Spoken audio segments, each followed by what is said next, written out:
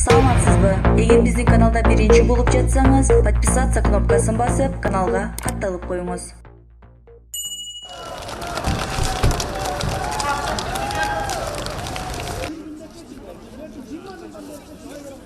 Мектепке балдарыбызды бере албайбыз. Анан да прописка жок. Практически жашап жатабыз. Биз силерден мынакей мамлекеттен эч Түшүндүм. Силердики эми баягы санитарный зонага жайгашып калган деп бербей аткан экен, а? Мен адистер менен кеңешейин. Адистерге тапшырманы берейин. Барып тактап келсин, мага айтат, анан мен чечим кабыл алам. Силердики эми башкача экен, баягы санитарный зонада жайгашып калган деп.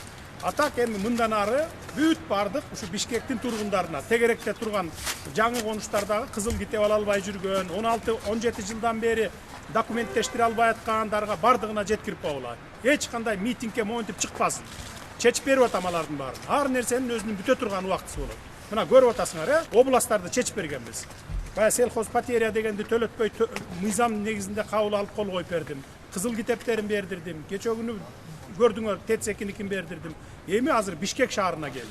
Жаңы конуштарда кимде ким басып алган жерлерине кызыл китеп ала албай жүргөн болсо, сельхоз потеря төлөй утурла. Жок, мен жалпы айтып атам, силерде эмес. Бишкектиктерге айтып атам. Мындай митингге чыкпагыла деп атам. Бүтөт, жазга чейин аласыңар кызыл китебиңерди. Анан жөн эле неме кылбагыла. Анан ошолордун баарын чечип берип атабыз. Бир нерсени эскертип коеюн. Бүтүндөй жалпы кыргызстандыктарга мындан ары жер басып алгандарды дароо алып барып камап коебуз. Андай беспредел кылыштын кереги жок. Мындан ары мыйзамдуу өлкөдө жашайбыз биз.